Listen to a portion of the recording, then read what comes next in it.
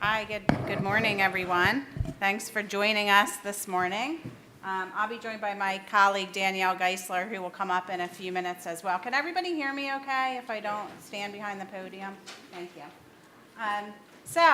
It's nice to see a big crowd. Let me start with a question. How many of you are going through a lot of change within your organizations?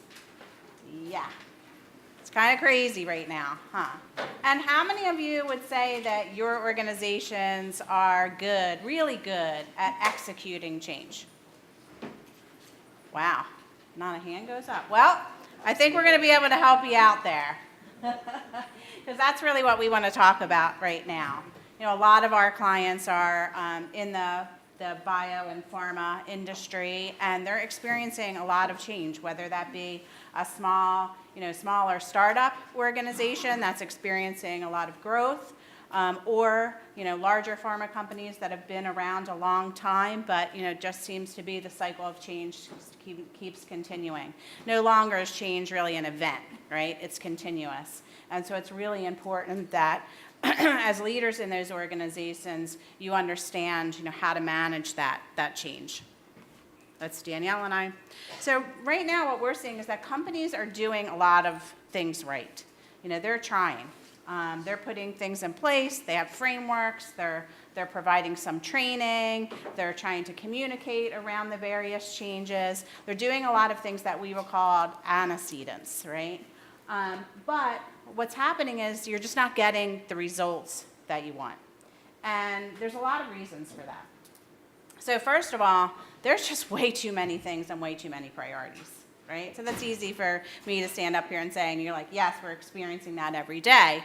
But what happens is that, it makes it really difficult then for employees to focus and to really understand what it is that they should be working on and really what are the priorities of the day. And there's just so many competing initiatives.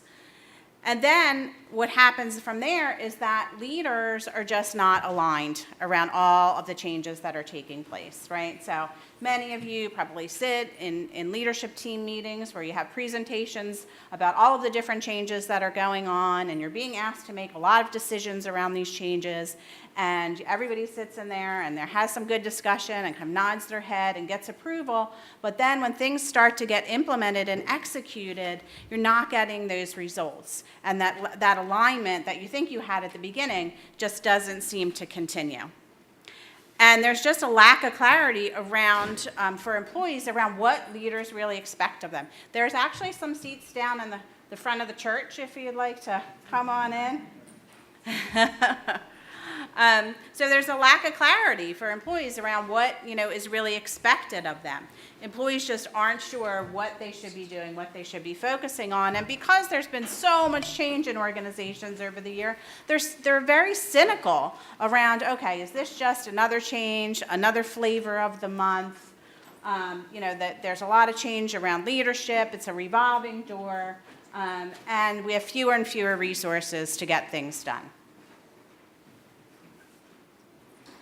One of the big things that we see is that when change is made, people just assume that employees are going to know what to do, right? And if any of you have teenage children, do any of you have teenage children, right? Okay, I kind of associate it with that.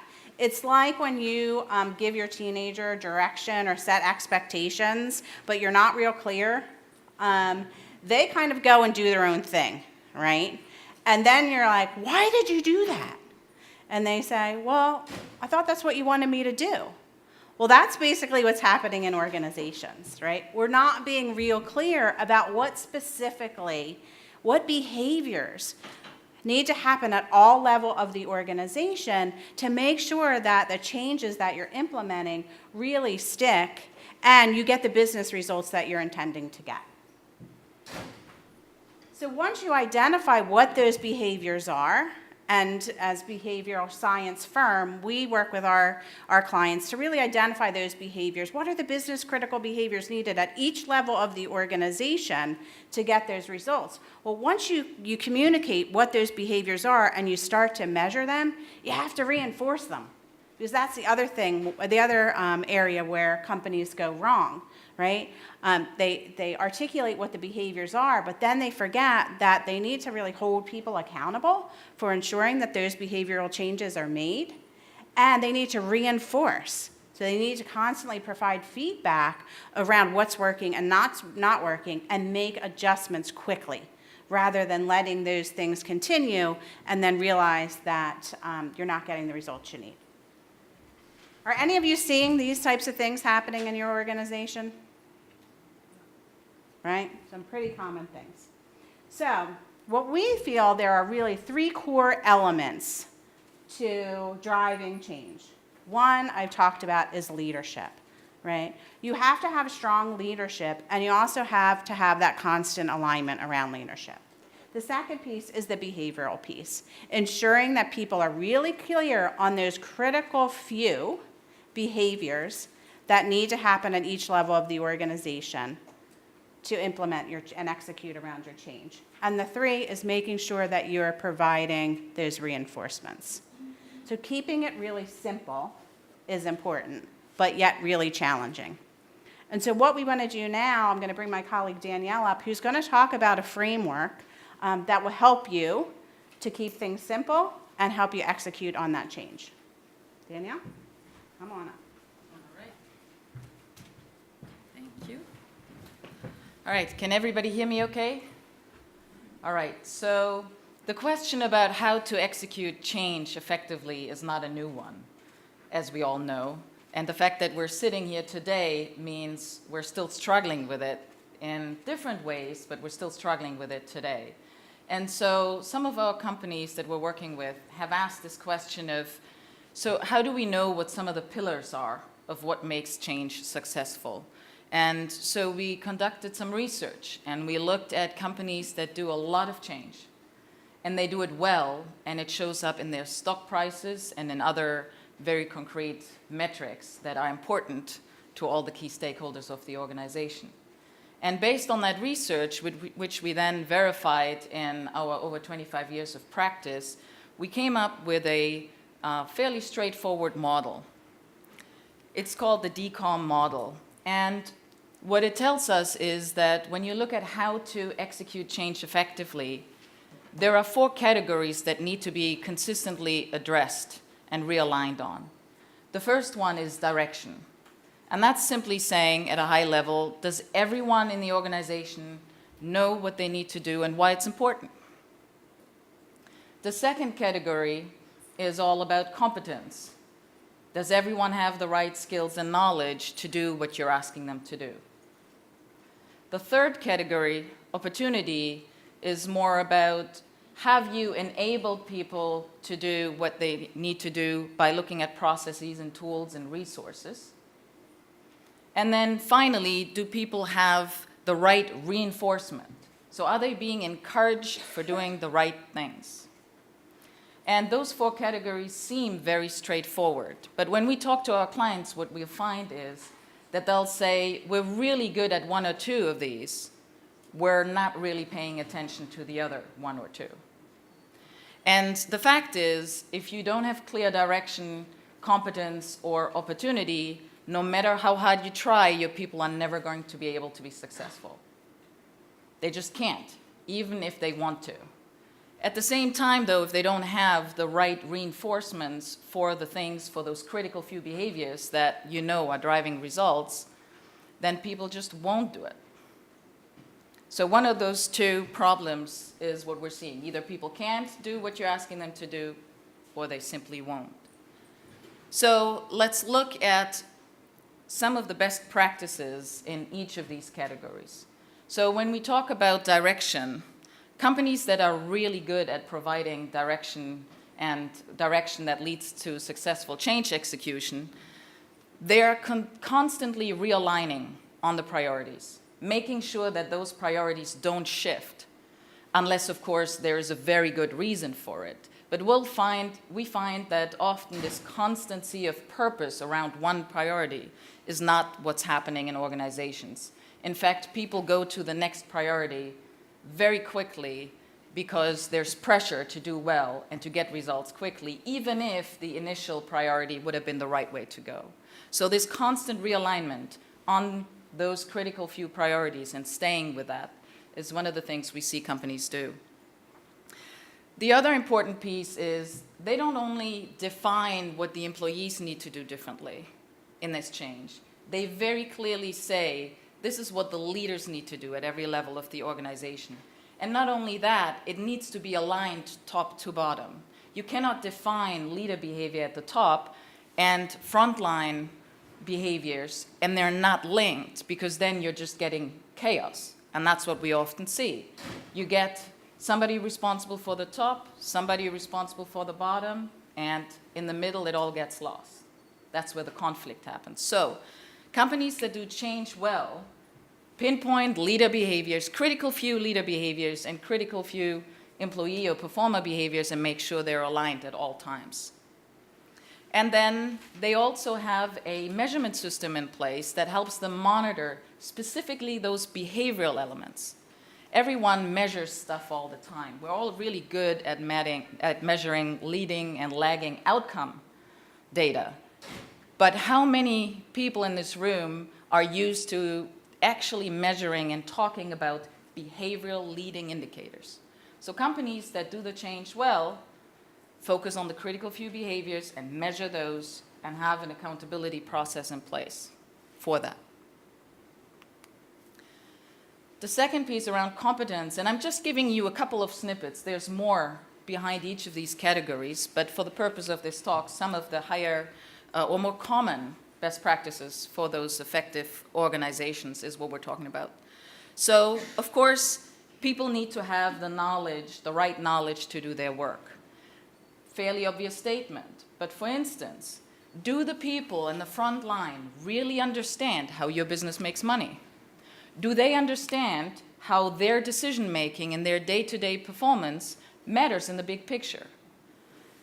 The answer is companies that do change well and quickly, employees know how they contribute to the big picture, always, and they can articulate it, and they act accordingly.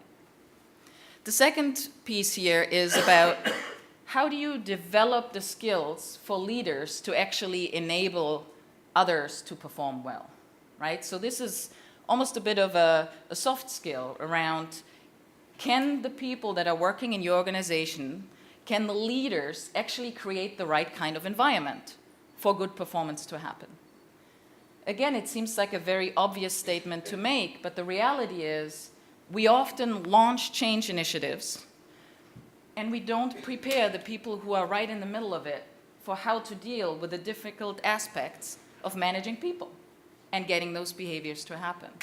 So companies that are really good at this, make sure that before you launch your change, people are skilled to actually lead it. This next point is a really important point, I find. How many people in this room have participated in some kind of change training and have tools, different change tools in their organization that they can use and go back to, or change experts in the organization? So what's the problem with that? There's too much stuff. How many options do you have of doing a stakeholder analysis, right? You might have 4 different templates just to get that done. And what we're seeing over and over again these days is that companies know there's all this, sometimes free, sometimes not, material and resources out there about how to do change well. And there's nothing wrong with those resources. But you bring it all in and you say to people, here, you've got the access to these valuable resources, and the people who are supposed to use them are completely overwhelmed because they don't know how to make the decision which resources to use, when to use them. And in the worst case that we've seen, they might even go and try to use them all. And you can imagine that that can lead to disaster pretty quickly, right? So in your quest to get the right tools and the right resources at your fingertips, are you actually sitting down and asking yourself, what is helpful right now in this moment, given where we are? you don't have to discard all the other stuff, but focus is really a theme of what we're saying here. Not focus just on behaviors, but focus in every single aspect of how you approach change. So when it comes to tools and resources, make sure you're also just using the ones that are giving you the biggest leverage given the change you're trying to execute. And of course, continuously remove obstacles at all levels of the change. Oftentimes, we only look at certain parts of where the change is happening, certain parts of a process or certain groups, but we overlook other teams that are having some major issues with the change. And we don't see it until it's actually impacting the bottom line negatively. And then the motivation piece. Companies that execute change well have a process in place, as I mentioned earlier, to collect data-based feedback on behaviors and other metrics, that they feed back as fast as possible to the people involved and have dialogue about what to do about those data, how to get those data to change. And this comment about individual preferences refers to the fact that not everyone in your organization wants the information presented the same way. A simple example is, if you're working with millennials, they might be happy if you send them a text that says, here are some of the indicators, the progress on those indicators, right? But if you have someone who's been an engineer for 30 years at your organization, he'd probably never see that text message if you send it to them. But the flip side of that is, have you actually thought about how you are effectively communicating data, information, anything really? And that means understanding preferences of certain groups within your organization. It's obvious you cannot customize to every individual, that's not what I mean.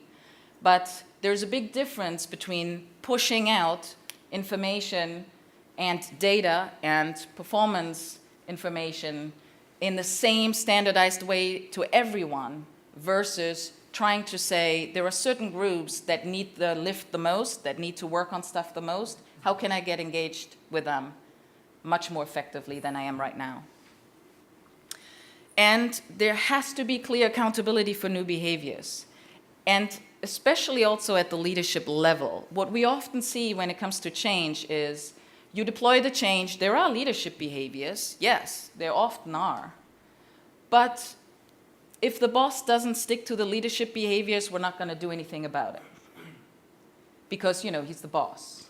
But that sends a message to the rest of the organization. If the boss isn't doing it and there's no consequence, why do I have to do it? If my shift manager doesn't have to adhere to those 2 or 3 critical behaviors, why would I have to do it?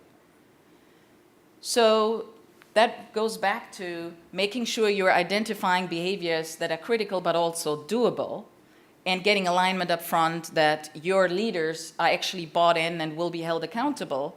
And then when you see them not happening, that there is some kind of consequence to that. And I don't really mean consequence in a very harsh term, but there's got to be some accountability that's publicly shared around those behaviors. And then the last point there is about aligning reinforcement systems. Very often we think that we're encouraging people to do the right thing, but in reality what they're experiencing day to day says the opposite. So for instance, you can't say that cross-functional collaboration is absolutely critical on a project and then only recognize siloed performance. That's creating confusion at the least, and at the worst, it's just creating, again, more siloed behaviors and nobody is collaborating with anybody. So are you actually purposefully thinking about all the ways that you can recognize and reinforce behavior and results, and do so in a very focused way that drives the right outcomes you're looking for? That's a question that companies that are good at change ask themselves over and over again and adjust as they go along. So why does it matter? Here are some examples of where we've used this way of thinking. Again, as Kim said earlier, leadership plays a key role. critical behaviors at all levels, and then the reinforcement piece aligned with the direction. So in this first example, a pharmaceutical organization we worked with, one of their issues, the challenge they're trying to solve for was how do you get line changeover time to change? It's taking too long for us to switch over from one vaccine to another. And so we used this kind of framework, this behavioral leadership framework, and as a result of implementing it, we were able to reduce the line changeover time, and we were able to create $500 million of additional revenue because now the products could be produced at the desired rate. Another example is food processing. Again, same idea here, using the behavioral leadership framework to improve forecast accuracy, which was causing all kinds of backlogs for manufacturing. It was a significant issue internationally. And doing that led to a 19.2% improvement in forecast accuracy, which is the behavioral piece we were trying to change, which in turn led to 5.7% improvement in operating income. So a significant impact on bottom line. And typically these kinds of changes will happen 5 to 6 months into the process. So those are the timeframes we're talking about.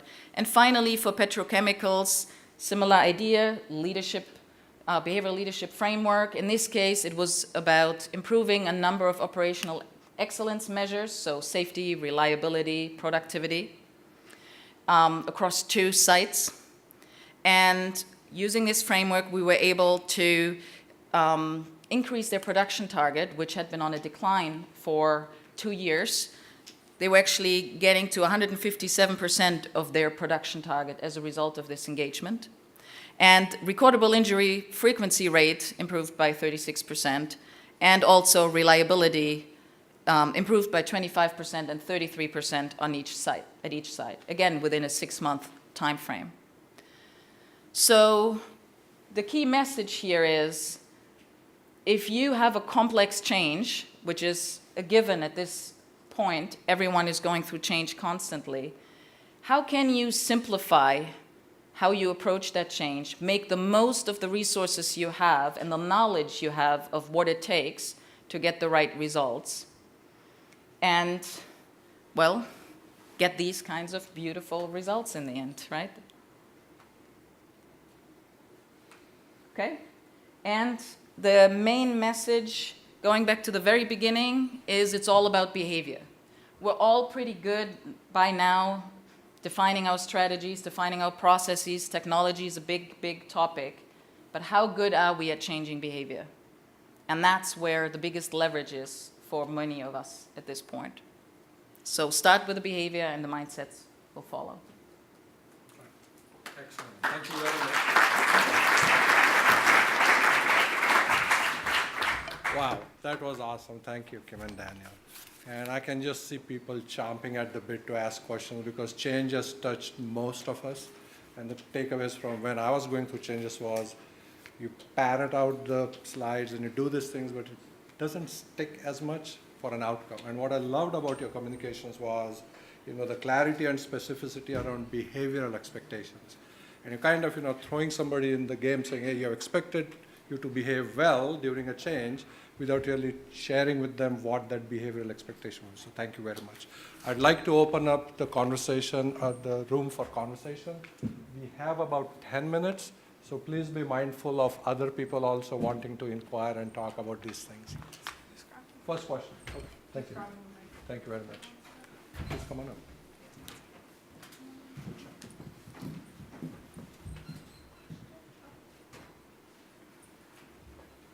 Everybody's too hungry to ask. We do have a booth, so feel free to stop And by. we have an assessment, a change assessment that you can take at our booth and get some immediate results. I'm curious, you mentioned these leading indicators for behavioral change. Can you give examples of what people have implemented around that? Yeah, so for instance, talking about this last example, the petrochemical example, a behavioral indicator would be shift turnover. They had an issue with reliability because one shift would assess the situation but not communicate in a very effective way to the next shift what some of the trends were and what that would say about the likelihood of an event occurring for the next shift. So the dialogue that happens at that shift turnover meeting could be an example of a behavioral data point we're looking at. Yeah. So, my question is really around, when we talk about behaviors, and behaviors are, at leadership level, they define expectations. And I'm curious, do these companies that you talk about that do well, Mhm. how do they bring the masses in that, and bring that mindset in the masses? Because I think that's where the challenge is. And I'm curious, what are the insights you might have that you can share on that topic? Yeah. So, and sorry, I like I'll jump talking, in. so. Go ahead, you start, I'll jump in. So it depends on the change, but what I would say, one of the most straightforward things to do is to make sure that you've got 2 or 3 high visibility behaviors that every leadership member can announce they will start working on. The audience knows it is a challenge, and they actually go out and do something about it. Because when people low in the organization see at every level that there is a change happening, they're more likely to adopt whatever change you're asking them to engage in. And the other piece I would add on that is that often leadership feels like they have to define the behaviors for the employees without involving the employees in the conversation. And the people that are doing the job often know what the most critical behaviors are, yet they're being told, like they had being provided with a list of 20, and they're kind of picking and choosing which ones they need to do every day, versus, really getting them engaged in the conversation around what are those critical few that they feel, they know, doing the job are gonna have the biggest impact, and, then using them to really help define it. So it's kind of taking a bottoms-up approach as well. I had a question actually. I was curious about human behavior and in terms of, have you seen any implications of diverse cultures? Because you can tell somebody this is the expectation of behavior, but in certain cultures they might be more vocal, and in certain cultures they'll be more subdued. And do you see those kinds of elements influencing the outcome or the stickiness of this? Yeah, definitely. I just came back from 2 years in Japan. So I had to do a lot of reading between the lines for those of you who've ever been in Japan. What it comes down to is this. All behavior is rational. There's a reason why people do what they do. And whether it's cultural influences, whether it's generational influences, in the end, what you need to figure out is what drives that person, what makes that person tick. And even though you can get some cues from the cultures they're from, or the generation they're from, or whatever it may be, their history, their experience, in the end, you have to really figure out right now in this environment what's important to them, and then design the change based on that. So in other words, you have lots of useful data points, and you just have to make sure that you're actually using that to design something that's user-friendly and works in your environment. I like your approach of setting up the stage and pre-training people before actually executing the change, because I've seen changes. It just comes on as a edict, there's a change going to happen, and let's move. Yeah. And then there are questions about, hey, this thing doesn't seem to be working as well. Thank you for sharing that. Yeah. Any other questions from the audience? Yes, I have one. Yes, go ahead. I was thinking about the motivation part. I Yeah. guess engagement of everybody in the organization is very important. Do you have any experience of measuring engagement and how to deal with results? Yeah. Lots of times we go into organizations and we're able to leverage some data that they have around that. So many organizations do their own engagement surveys, and we can use that data as kind of the baseline. And then we also can do our own assessment aligned with DCOM to determine, what the levels of engagement are, and then use that as a baseline as well. Yeah. And it really depends on the environment we're talking about. So for instance, in a manufacturing type environment, we often see that the engagement is directly linked to how well they think they're doing in their work and how well they're recognized for that. So setting the right targets and finding a way to use behavioral and performance data to have the right dialogue is actually what's driving up engagement scores in that kind of environment. So I would say every environment has a slightly different driver for engagement. And as Kim said, we can use this DCOM framework that we have as one way to identify what those drivers are. But it's different for every group you're working with. Awesome. We have time for one more question. Save the best for last. Okay. No pressure. We're kind of right in the way of lunch, so I'll take this opportunity to thank both of you again. Great job.